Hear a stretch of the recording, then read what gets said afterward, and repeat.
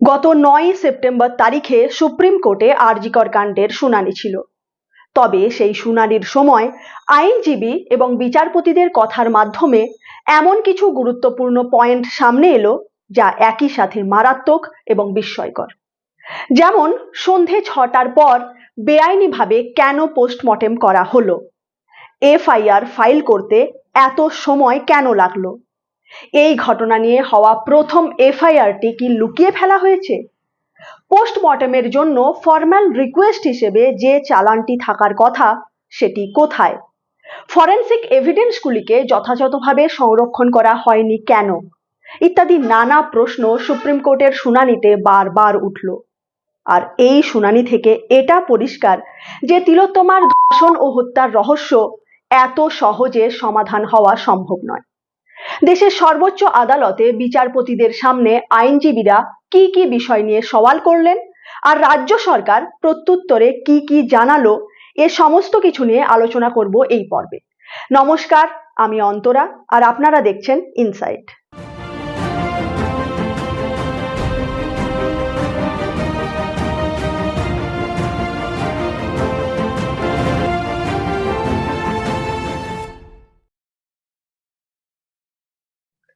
গত 18ই আগস্ট দেশের সর্বোচ্চ আদালত সুও মোটো কগনিজেন্সের মাধ্যমে আরজিকর হাসপাতালের অন ডিউটি ট্রেনি ডাক্তারের ধর্ষণ ও নির্মম হত্যার মামলাটি গ্রহণ করে। এই কেসের প্রথম শুনানি হয় 22শে আগস্ট আর গত সোমবার অর্থাৎ 9 সেপ্টেম্বর তারিখে ছিল এই মামলার দ্বিতীয় শুনানি। সুপ্রিম কোর্টের প্রধান বিচারপতি DY চন্দ্রচূড়ের নেতৃত্বাধীন 3 বিচারপতির বেঞ্চ, যেখানে জাস্টিস চন্দ্রচূড় ছাড়া রয়েছেন জাস্টিস JB পারদিওয়ালা এবং জাস্টিস মনোজ মিশ্র, এই 3 বিচারপতির বেঞ্চের সামনে এই মামলা নিয়ে সওয়াল জবাব করেন সলিসিটর জেনারেল তুষার মেহতা সহ আরো বেশ কয়েকজন আইনজীবী। অপরদিকে রাজ্য সরকারের তরফ থেকে এই মামলায় রাজ্য সরকারের পক্ষ রাখেন কপিল সিব্বল সহ আরো বেশ কয়েকজন আইনজীবী। সকাল 10:57 থেকে এই মামলার শুনানি আরম্ভ হয়। প্রথমেই সিবিআই এবং রাজ্য সরকারের তরফ থেকে তাদের নিজ নিজ তদন্তের অগ্রগতি সংক্রান্ত স্ট্যাটাস রিপোর্ট বিচারপতিদের সামনে পেশ করা হয়। গত 22শে আগস্ট অর্থাৎ এই কেস নিয়ে সুপ্রিম কোর্টের প্রথম শুনানিতে বিচারপতিরা পশ্চিমবঙ্গ সরকারকে নির্দেশ দিয়েছিলেন গত 14ই আগস্ট তারিখে আরজিকর হাসপাতালে যে ভাঙচুর এবং হিংসার ঘটনা ঘটেছিল সেই সংক্রান্ত রিপোর্ট আদালতে জমা দেওয়ায়। সেই রিপোর্ট এদিন আদালতে জমা দেওয়া হয়। তবে এ নিয়ে সলিসিটর জেনারেল তুষার মেহতা অসন্তোষ প্রকাশ করে বলেন যে রাজ্য সরকার সিবিআই এর সাথে তাদের স্ট্যাটাস রিপোর্ট শেয়ার করেনি। তিনি প্রশ্ন করেন কেন এত লুকোচুরি। উত্তরে অবশ্য কপিল সিব্বল বলেন রাজ্য সরকারের স্ট্যাটাস রিপোর্ট আদালতে পেশ করা হয়নি, বরং মুখবন্ধ খামে তা আদালতে দেওয়া হয়েছে। সিবিআই এর দেওয়া স্ট্যাটাস রিপোর্ট দেখার পর প্রধান বিচারপতি কপিল সিব্বলের কাছে জানতে চান গত 9 আগস্ট তারিখে কলকাতা পুলিশ কখন তিলোত্তমার অস্বাভাবিক মৃত্যুর কেস রুজু করে। উত্তরে কপিল সিব্বল বলেন ডেথ সার্টিফিকেট ইস্যু হয় দুপুর 1:47 আর অস্বাভাবিক মৃত্যুর কেস রুজু করা হয় দুপুর 2:55। যদিও তুষার মেহতা বলেন দুপুর 2:55 নয়, অস্বাভাবিক মৃত্যুর কেস ফাইল করা হয় তারও আগে। অর্থাৎ জিডি ফাইল করার সময় নিয়েও বড়সড় প্রশ্নচিহ্ন দেখা দিয়েছে। তুষার মেহতা আরো বলেন কলকাতা পুলিশ সিবিআইকে কেবলমাত্র 27 মিনিটের সিসিটিভি ফুটেজ দিয়েছে, তার বাইরে সেমিনার রুমে কে ঢুকেছে এবং বেরিয়েছে তার সিসিটিভি ফুটেজ সিবিআই পায়নি। যদিও কপিল সিব্বল বলেন কলকাতা পুলিশ সেদিনের পুরো সিসিটিভি ফুটেজ সিবিআইকে দিয়েছে। সলিসিটর জেনারেল তুষার মেহতা আরো বলেন ঘটনাস্থল থেকে যে সমস্ত ফরেনসিক এভিডেন্স পাওয়া গেছে তার পরীক্ষা নিরীক্ষা হয়েছে পশ্চিমবঙ্গে অবস্থিত সেন্ট্রাল ফরেনসিক অ্যান্ড সায়েন্স ল্যাবরেটরিতে, কিন্তু আরো বিশ্লেষণের জন্য সেই সমস্ত স্যাম্পল দিল্লি এইমস এবং অন্যান্য সিএফএসএল গুলিতে পাঠানোর প্রয়োজনীয়তা রয়েছে।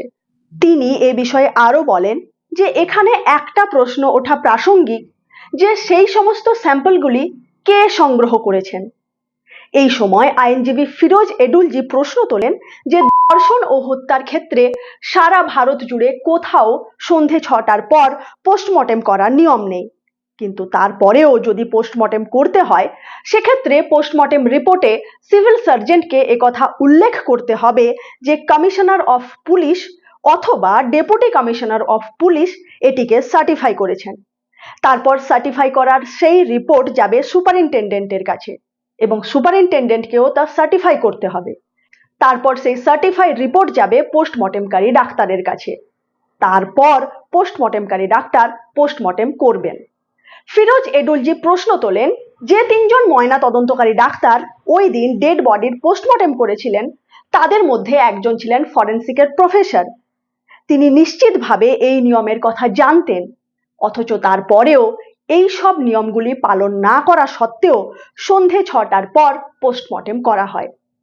তবে অতি সম্প্রতি সংবাদ মাধ্যম সূত্রে পাওয়া তথ্য অনুসারে তিনজন ময়না তদন্তকারী ডাক্তারের মধ্যে একজন ডাক্তার রীনা দাস, যিনি ফরেন্সিক মেডিসিনের অ্যাসোসিয়েট প্রফেসর, তিনি একটি নোট লিখে জানান যে বিকেল 4টের পর ময়না তদন্ত করার জন্য পুলিশের তরফ থেকে বিশেষ অনুমতির প্রয়োজন হয়। সেই অনুমতি না দিলে তিনি ময়না তদন্ত করতে রাজি নন। তখন টালা থানার সাব ইন্সপেক্টর চিন্ময় বিশ্বাস আরজিকর হাসপাতালের ফরেন্সিক বিভাগকে একটি চিঠি লেখেন। সেই চিঠিতে জরুরি এবং বিশেষ কারণে বিকেল 4টের পর ময়না তদন্ত করার অনুরোধ জানানো হয়। কিন্তু কোন জরুরি আর বিশেষ কারণের জন্য বিকেল 4টের পর ময়না তদন্ত করতে বলা হচ্ছে তার কোনো উল্লেখ সেই চিঠিতে ছিল না। আর আইন অনুযায়ী একজন সাব ইন্সপেক্টরের এ ধরনের সিদ্ধান্ত নেওয়ার ক্ষমতাও থাকে না, যেরকমটা আগেই আপনাদের বলেছি। তবুও টালা থানার ওই এসআই এর চিঠি পাওয়ার পর মৃতদেহের ময়না তদন্ত করে দেওয়া হয়। সুপ্রিম কোর্টে শুনানির সময় আইনজীবী ফিরোজ এডুলজি বিচারপতিদের সামনে আরও একটি অত্যন্ত গুরুত্বপূর্ণ পয়েন্ট তোলেন। তিনি বলেন, এই ধরনের কেসের ক্ষেত্রে নিয়ম অনুযায়ী ভিকটিমের পরিহিত পোশাক সিল করে তদন্তকারী অফিসারের হাতে তুলে দেওয়ার কথা ময়না তদন্তকারী ডাক্তারের, কিন্তু সেদিন সেই নিয়ম ময়না তদন্তকারী ডাক্তার পালন করেছিলেন কিনা সে নিয়ে কোনো তথ্য নেই। সে নিয়ে তিনি প্রশ্ন তোলেন। উত্তরে পশ্চিমবঙ্গ সরকারের আইনজীবী কপিল সিব্বল জানান, পোস্টমর্টেমের সময় সেখানে জুডিশিয়াল ম্যাজিস্ট্রেট উপস্থিত ছিলেন।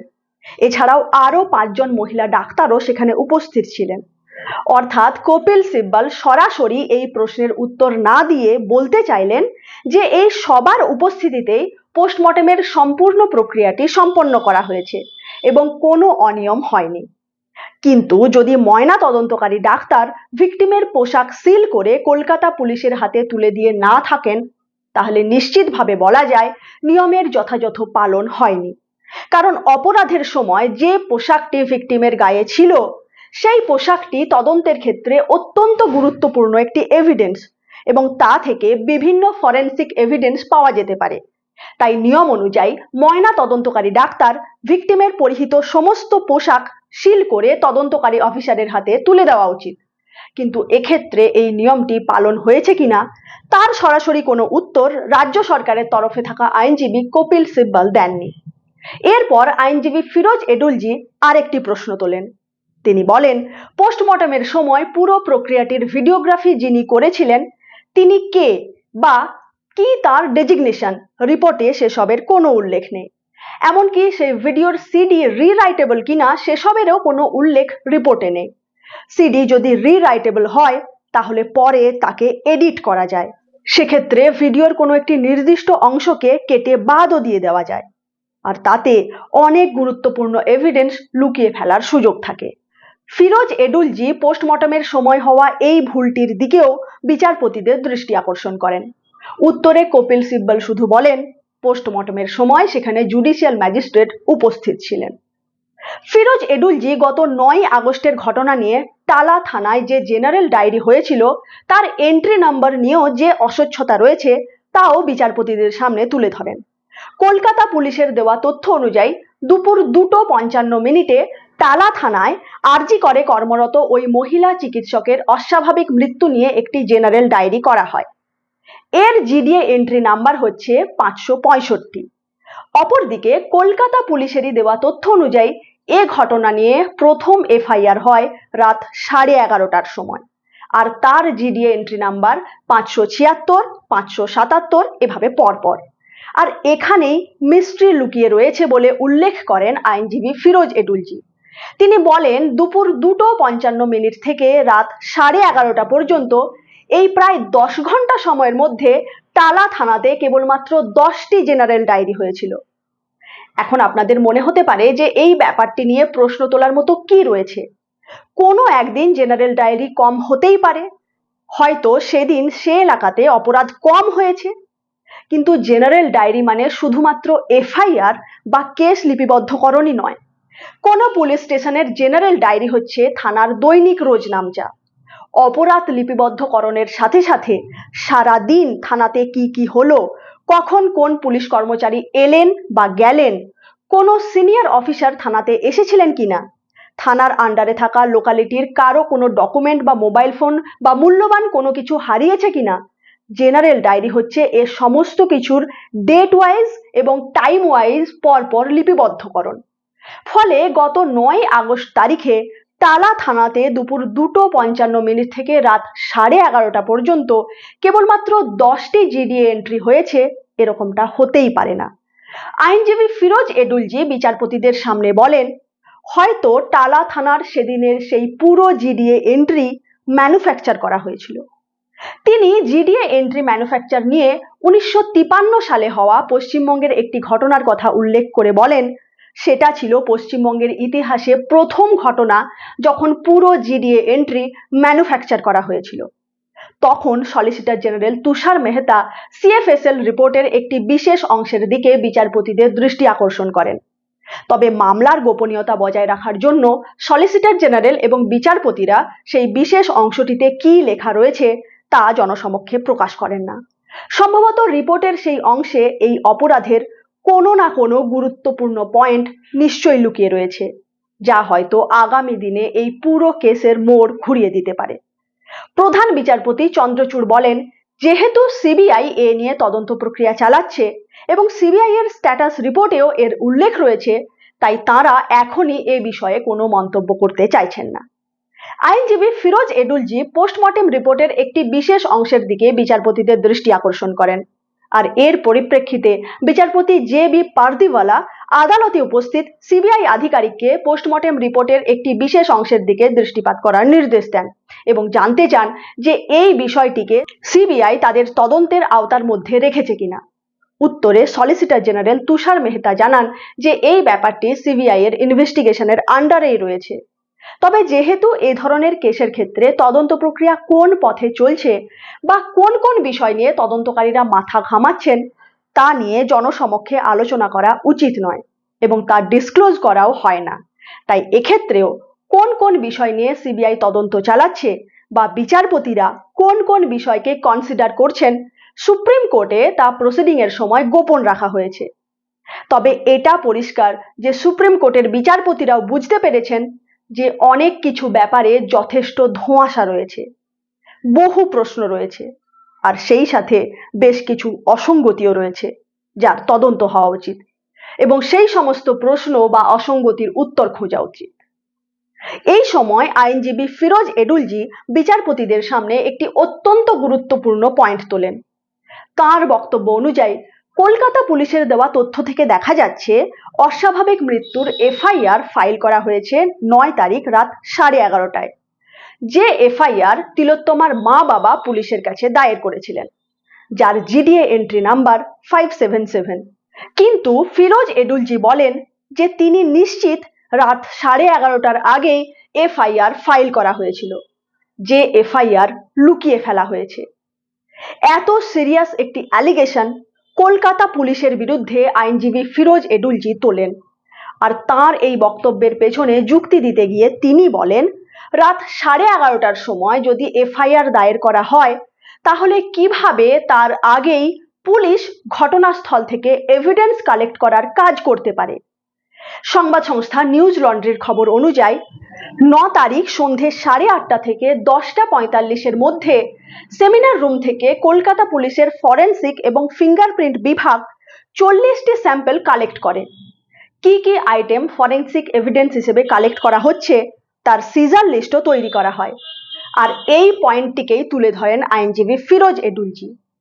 ভারতীয় নাগরিক সুরক্ষা সংহিতা, যেটি 2023 সালে সিআরপিসির পরিবর্তে লাগু করা হয়, সেই বিএনএসএস এর সেকশন 173 এর দিকে বিচারপতিদের দৃষ্টি আকর্ষণ করে ফিরোজ এডুলজি বলেন, সেকশন 173 তে পরিষ্কারভাবে বলা রয়েছে, যদি কোনো অপরাধ ঘটে এবং সেই ঘটনার ব্যাপারে থানার অফিসার ইনচার্জকে মৌখিকভাবে এমনকি ফোন বা মেসেজের মাধ্যমেও যদি জানানো হয়, তাহলে সেই অফিসার ইনচার্জ সাথে সাথে এফআইআর লিখে নেবেন। এরপর ফিরোজ এডুলজি ভারতীয় নাগরিক সুরক্ষা সংহিতার সেকশন 176 এর 3 তে দেওয়া প্রভিশন উল্লেখ করেন, যেখানে বলা রয়েছে, এফআইআর দায়ের হওয়ার পর থানার অফিসার ইনচার্জ ঘটনাস্থল থেকে ফরেনসিক এভিডেন্স সংগ্রহ করার জন্য ফরেনসিক টিম পাঠানোর ব্যবস্থা করবেন। আর এই প্রভিশনটিকে উল্লেখ করে আইনজীবী ফিরোজ এডুলজি বলেন, আগে থেকে এফআইআর দায়ের না হয়ে থাকলে সন্ধে 8:30 থেকে ফরেনসিক টিম এভিডেন্স কালেক্ট করার কাজ শুরু করতে পারে না। অর্থাৎ নিশ্চিতভাবে এফআইআর সন্ধে 8:30টার আগেই দায়ের করা হয়েছিল, আর নিশ্চিতভাবে সেই এফআইআরটিকে লুকিয়ে ফেলা হয়েছে অথবা ডিস্ট্রয় করে দেওয়া হয়েছে এবং রাত্রি 11:30টার সময় ভিকটিমের মা বাবার দায়ের করা এফআইআরটিকেই বলা হচ্ছে প্রথম এফআইআর। এই সময় ফিরোজ এডুলজি পোস্টমর্টেমে হওয়া আরো একটি ভুলের দিকে বিচারপতিদের দৃষ্টি আকর্ষণ করে বলেন, ভিকটিমের মৃতদেহ থেকে প্রাপ্ত তরল পদার্থ 4 ডিগ্রি সেন্টিগ্রেডে সংরক্ষণ করে রাখার কথা, যাতে পরবর্তীকালে সেই নমুনার আরো নানা পরীক্ষা নিরীক্ষা হতে পারে। কিন্তু ময়না তদন্তকারী 3 চিকিৎসকের বিরুদ্ধে ফিরোজ এডুলজি অভিযোগ করেন যে তারা ওই তরল পদার্থকে ইচ্ছাকৃতভাবে 4 ডিগ্রি সেন্টিগ্রেডে সংরক্ষণ করে রাখেনি, ফলে ওই নমুনা কন্টামিনেটেড হয়ে যাওয়ার আশঙ্কা রয়েছে। আর একথা সূত্র ধরে সলিসিটর জেনারেল তুষার মেহতা বলেন, ধর্ষণ এবং খুনের ক্ষেত্রে প্রথম 5 ঘন্টা অত্যন্ত গুরুত্বপূর্ণ। ওই 5 ঘন্টার মধ্যে পুলিশকে ঘটনাস্থল কর্ডন করে ফেলতে হবে, অবাঞ্ছিত ব্যক্তিদের আনাগোনা বন্ধ করতে হবে। কিন্তু সেরকমটা যে হয়নি, বহু মানুষ ইচ্ছেমতো সেমিনার রুমে ঢুকে মৃতদেহের ফটো ও ভিডিও তুলেছিলেন। বহু মানুষ মৃতদেহের আশেপাশে দীর্ঘক্ষণ ধরে ভিড়ও জমিয়েছিলেন। সন্দীপ ঘোষ ঘনিষ্ঠ 2 চিকিৎসককেও সেখানে দেখা যায়, যাদের মধ্যে একজনকে কলকাতা পুলিশ তাদের ফিঙ্গারপ্রিন্ট এক্সপার্ট বলে দাবি করে এবং অপরজনের পরিচয় লুকিয়ে রাখার যাবতীয় চেষ্টা করে। এই সমস্ত কিছুর উল্লেখ আমরা আমাদের আগের ভিডিওতে করেছি। সেই ভিডিওটি যদি আপনারা না দেখে থাকেন তাহলে দেখে নিতে পারেন, লিংক ডেসক্রিপশন বক্সে দেওয়া রইল। সলিসিটর জেনারেল তুষার মেহতা বলেন, যেভাবে বহু মানুষ মৃতদেহের চারপাশে ঘুরে বেরিয়েছেন তাতে এভিডেন্স নষ্ট হয়েছে। ফলে 5 দিন পরে যখন সিবিআই এর টিম সেখানে গিয়ে পৌঁছয়, তখন তাদেরকে বহু সমস্যার সম্মুখীন হতে হয়। প্রধান বিচারপতি চন্দ্রচূড় তখন জিজ্ঞাসা করেন যে এই অপরাধের একমাত্র অভিযুক্ত সঞ্জয় রায় ঘটনার দিন অর্থাৎ গত 9 আগস্ট ভোরে সেমিনার রুমে ঢোকা এবং বেরিয়ে যাওয়ার পর থেকে সেই সেমিনার রুমে কে কে ঢুকেছিল তার সম্পূর্ণ সিসিটিভি ফুটেজ সিবিআই এর কাছে রয়েছে কিনা। আর সলিসিটর জেনারেল তুষার মেহতাকে নির্দেশ দেন পরের দিনের শুনানিতে সিবিআই যেন ইনভেস্টিগেশন করে সেই সিসিটিভি ফুটেজ সংক্রান্ত রিপোর্ট বিচারপতিদের জানায়। এরপর প্রধান বিচারপতি DY চন্দ্রচূড় সলিসিটর জেনারেল তুষার মেহতাকে একটি অত্যন্ত গুরুত্বপূর্ণ প্রশ্ন করেন। তিনি জিজ্ঞাসা করেন, ইনকোয়েস্টের পর পোস্টমর্টমের জন্য যখন মৃতদেহ পাঠানো হয় তখন পুলিশের পক্ষ থেকে একটি চালান ময়না তদন্তকারী ডাক্তারকে দেওয়ার কথা, যে চালানটি বলা যেতে পারে ময়না তদন্ত করার অফিসিয়াল রিকোয়েস্ট। সেই চালানটি তাদের কাছে অর্থাৎ সিবিআই এর কাছে রয়েছে কিনা তারা সেই চালানটি একবার দেখতে চান। এর উত্তরে আইনজীবী ফিরোজ এডুলজি জানান, এই চালানটি কলকাতা হাইকোর্টে প্রডিউস করা হয়েছিল। তখন প্রধান বিচারপতি বলেন, আমি সলিসিটর জেনারেল এবং পশ্চিমবঙ্গ সরকারের আইনজীবীর কাছে জানতে চাই এই চালানটি তাদের কাছে রয়েছে কিনা। তখন তুষার মেহতা বলেন, রাজ্য সরকারের পক্ষ থেকে তাদেরকে অর্থাৎ সিবিআইকে যে ফাইল দেওয়া হয়েছিল তার মধ্যে এই ডকুমেন্টটি ছিল না। অপরদিকে রাজ্য সরকারের আইনজীবী কপিল সিব্বালও জানান যে তাদের কাছেও বর্তমানে এই ডকুমেন্টটি নেই। তখন প্রধান বিচারপতি বলেন, এই ডকুমেন্টটি অত্যন্ত গুরুত্বপূর্ণ একটি ডকুমেন্ট, কারণ এতে রিমার্কস বলে একটি কলাম রয়েছে, যেখানে লেখা থাকে ডেড বডির সাথে আর কি কি বস্তু পোস্টমর্টমের জন্য পাঠানো হলো। তাই আমরা সেই চালানটি দেখতে চাই। তখন তুষার মেহতা আদালতে উপস্থিত সিবিআই এর প্রতিনিধির সাথে আলোচনা করে বিচারপতিদের জানান যে রাজ্য সরকারের তরফ থেকে যে ফাইল হ্যান্ডওভার করা হয়েছে তাতে এই ডকুমেন্ট তাঁরা পাননি। তুষার মেহতা আইনজীবী ফিরোজ এডুলজির বক্তব্যকে সামনে রেখে বলেন যে তার বক্তব্য অর্থাৎ ফিরোজ এডুলজির বক্তব্য থেকে এটা পরিষ্কার যে এ ধরনের একটি ডকুমেন্ট এক্সিস্ট করে, কারণ তার মতে হাইকোর্টে এটি প্রডিউস করা হয়েছিল। ফিরোজ এডুলজি তখন বলেন, এই চালান ছাড়া কোনো ময়না তদন্তকারী ডাক্তার ময়না তদন্তের জন্য ডেড বডি অ্যাকসেপ্টই করবেন না। আর প্রধান বিচারপতিও তাঁর কথার সমর্থন করে বলেন, এই চালান ছাড়া ময়না তদন্ত হওয়া সম্ভব নয়, কারণ এই চালানটি পোস্টমর্টেম করার অফিসিয়াল রিকোয়েস্ট। তখন কপিল সিব্বল বিচারপতিদের বলেন যে রাজ্য সরকারের তরফ থেকে তাকে বলা হয়েছে আলাদা করে এই ধরনের কোনো ফর্ম নেই। প্রত্যুত্তরে প্রধান বিচারপতি বিস্মিতভাবে জিজ্ঞেস করেন যে ফর্মাল রিকোয়েস্ট ছাড়াই পোস্টমর্টেম হয়ে গেল।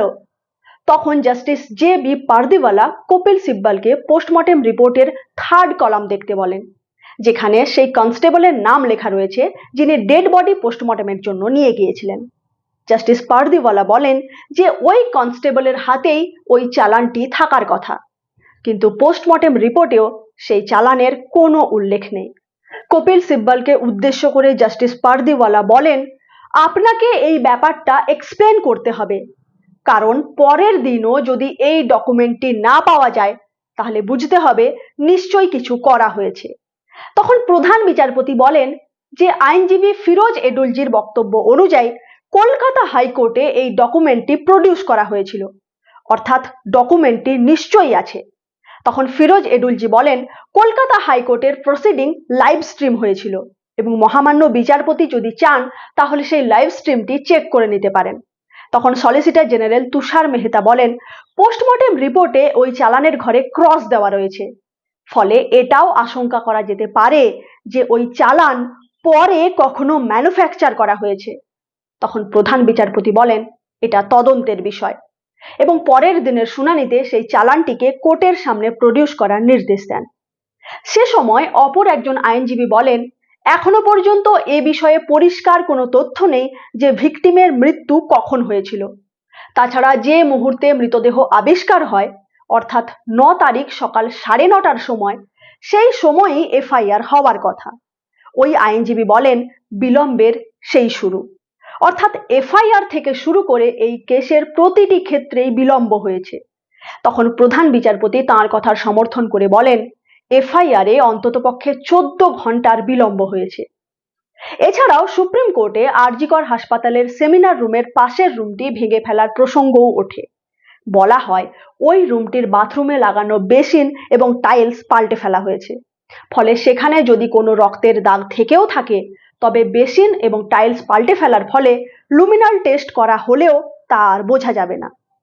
এই প্রসঙ্গে আপনাদের জানিয়ে রাখি যে লুমিনাল টেস্ট হচ্ছে এমন একটি ফরেনসিক টেস্ট যার মাধ্যমে রক্তের দাগ ডিটেক্ট করা যায়, তা সে দাগ যতই অস্পষ্ট হোক না কেন বা যতবারই সেই দাগ ধুয়ে মুছে পরিষ্কার করার চেষ্টা হোক না কেন। লুমিনাল টেস্টের মাধ্যমে সেরকম রক্তের দাগও খুঁজে বের করা সম্ভব যা 10,000 গুণ পর্যন্ত ডাইলিউটেড হয়ে গেছে। অর্থাৎ যদি কোথাও রক্ত লেগে থাকে বা রক্ত ধোয়া হয়ে থাকে তাহলে সেই স্থান যতবার খুশি ধোয়া মোছা করা হোক না কেন লুমিনাল টেস্টের মাধ্যমে তা ডিটেক্ট করে নেওয়া যেতে পারে। অর্থাৎ সুপ্রিম কোর্টে এমন সম্ভাবনার কথাও উঠে এলো যেখানে অনুমান করা হচ্ছে অপরাধী সম্ভবত একা সঞ্জয় রায় নয়, হতে পারে আরো এক বা একাধিক ব্যক্তিও এই অপরাধের সাথে জড়িত। আর এও অনুমান করা হচ্ছে যে সম্ভবত সেই ব্যক্তি বা ব্যক্তিরা সেমিনার রুমের পাশের রুমে থাকা বাথরুমে রক্ত ধুয়ে থাকতে পারে। সুপ্রিম কোর্টের প্রসিডিং এর প্রতি মুহূর্তে নতুন অসঙ্গতি প্রকাশিত হয়েছে, নতুন আশঙ্কার কথা উঠে এসেছে। এফআইআর থেকে শুরু করে পোস্টমর্টেম সমস্ত কিছু ঘিরে উঠেছে নতুন নতুন প্রশ্ন, আর এতে কলকাতা পুলিশের গাফিলতি বা ইচ্ছাকৃত ভুল যেটাই বলুন না কেন সর্বসমক্ষে প্রকাশিত হয়ে পড়ছে। প্রধান বিচারপতি DY চন্দ্রচূড় সিবিআইকে তাদের তদন্ত প্রক্রিয়া জারি রাখতে এবং আগামী মঙ্গলবার অর্থাৎ 17 সেপ্টেম্বর তারিখে পরবর্তী স্ট্যাটাস রিপোর্ট আদালতের সামনে পেশ করার নির্দেশ দেন। সেই সাথে প্রধান বিচারপতি নির্দেশ দেন ভিকটিমের সমস্ত ফটো এবং ইনকোয়েস্ট রিপোর্ট যা সোশ্যাল মিডিয়াতে ঘুরে বেড়াচ্ছে তা সমস্ত কিছু যেন সোশ্যাল মিডিয়া থেকে সরিয়ে নেওয়া হয়। কপিল সিব্বল রাজ্য সরকারের পেশ করা রিপোর্ট উদ্ধৃত করে বলেন, গত 28 দিন ধরে রেসিডেন্ট ডাক্তারদের কর্মবিরতির জন্য পশ্চিমবঙ্গের 23 জন রোগীর মৃত্যু ঘটেছে এবং সেই সাথে 6 লক্ষ মানুষ চিকিৎসা পরিষেবা থেকে বঞ্চিত হয়েছেন।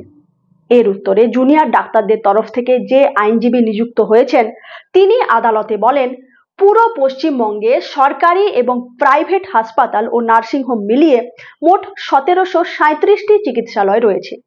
তার মধ্যে 1500টি হাসপাতাল সম্পূর্ণরূপে অন ডিউটি রয়েছে, অর্থাৎ তারা পূর্বের মতোই কাজ করে চলেছে। সিনিয়র ডাক্তাররাও নিজেদের ডিউটি করছেন। কেবলমাত্র কলকাতার হাসপাতালগুলিতে কর্মরত জুনিয়র ডাক্তাররা কাজ বন্ধ রেখেছেন। এতে প্রধান বিচারপতি বলেন, আমরা নির্দেশ দিচ্ছি যে জুনিয়র ডাক্তাররা যদি আগামীকাল অর্থাৎ 10ই সেপ্টেম্বর বিকেল 5টার মধ্যে কাজে যোগ দেন তাহলে তাদের বিরুদ্ধে কোনো অ্যাডভার্স অ্যাকশন নেওয়া যাবে না, কিন্তু তারা যদি ডাক্তার হিসেবে ওই সময়ের মধ্যে কাজে যোগ না দেন তাহলে তাদের বিরুদ্ধে ডিসিপ্লিনারি অ্যাকশন নেওয়া থেকে পশ্চিমবঙ্গ সরকারকে আমরা বিরত করতে পারবো না। এটা সম্পূর্ণরূপে তাদের অধিকারের মধ্যে পড়ে। সেই সাথে প্রধান বিচারপতি পশ্চিমবঙ্গ সরকারকে নির্দেশ দেন রাজ্যের ডিএম এবং এসপিরা যেন সরকারি মেডিকেল কলেজ ও হাসপাতালে কর্মরত সমস্ত ডাক্তারদের সুরক্ষা এবং নিরাপত্তার বিষয়টি নিশ্চিত করেন। মহিলা ও পুরুষ ডাক্তারদের জন্য আলাদা আলাদা রেস্টরুম, আলাদা টয়লেট এবং প্রয়োজনীয় সিসিটিভির ব্যবস্থা যেন করা হয়। এই হচ্ছে দ্বিতীয় দিনের শুনানিতে সুপ্রিম কোর্টের অবজারভেশন। বিচারপতিরা সিবিআইকে এই কেসের নানা দিক নিয়ে ভালোভাবে তদন্ত করার এবং আগামী শুনানিতে সেই তদন্ত কতদূর অগ্রসর হলো তার নতুন স্ট্যাটাস রিপোর্ট জমা দেওয়ার নির্দেশ দিয়েছেন। কিন্তু সিবিআই কি সত্যি এই কেসের ব্যাপারে যথেষ্ট সিরিয়াস? কেন বলছি কথা? কারণ শিয়ালদহ আদালতে চলা আরজিকর মামলার শুনানিতে সিবিআই এর আইনজীবী 50 মিনিট দেরি করে পৌঁছন, আর তার এই অনুপস্থিতির সুযোগে একটা সময়ে এই কেসের মূল অভিযুক্ত সঞ্জয় রায় প্রায় জামিন পেয়ে যাওয়ার মতো অবস্থা হয়। যদিও বিচারপতি জামিন মঞ্জুর করেননি, তাও এত গুরুত্বপূর্ণ একটা কেস যেখানে সুবিচারের দাবিতে অগণিত সাধারণ মানুষ নিয়মিত পথে নামছেন, সেখানে সিবিআই এর আইনজীবীর এই গা ছাড়া মনোভাব একেবারেই কাম্য নয়। এ বাদেও গতকালের শুনানিতে আরজিকর হাসপাতালের প্রাক্তন প্রিন্সিপাল সন্দীপ ঘোষকে সিবিআই আর তাদের হেফাজতে চাইলই না। সিবিআই এর তরফে বলা হলো সন্দীপ ঘোষের আর সিবিআই কাস্টডির প্রয়োজন নেই, পরে প্রয়োজন হলে সন্দীপ ঘোষকে তারা পুনরায় হেফাজতে নেবে।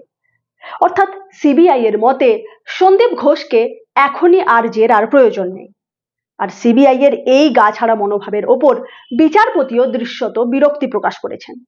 তিনি বলেছেন, পরে সিবিআই সন্দীপ ঘোষকে নিজেদের হেফাজতে পাবে কিনা তা তখনকার পরিস্থিতির ওপর নির্ভর করবে। অর্থাৎ সিবিআই সন্দীপ ঘোষকে আরো 7 দিন তাদের হেফাজতে রাখার সুযোগ হেলায় নষ্ট করলো। আর এসব দেখে মনে প্রশ্ন আসাটা স্বাভাবিক যে সিবিআই সত্যি সত্যি এই তদন্ত শেষ করার ব্যাপারে যথেষ্ট আগ্রহীত, নাকি এই তদন্ত সারদা নারদার মতো অনির্দিষ্ট কাল ধরে চলতে থাকবে। এ বিষয়ে আপনাদের কি মতামত তা কমেন্টের মাধ্যমে আমাদের অবশ্যই জানান। দেখা হচ্ছে আগামী পর্বে নতুন কোনো বিষয় নিয়ে। ভালো থাকুন, সুস্থ থাকুন, ধন্যবাদ।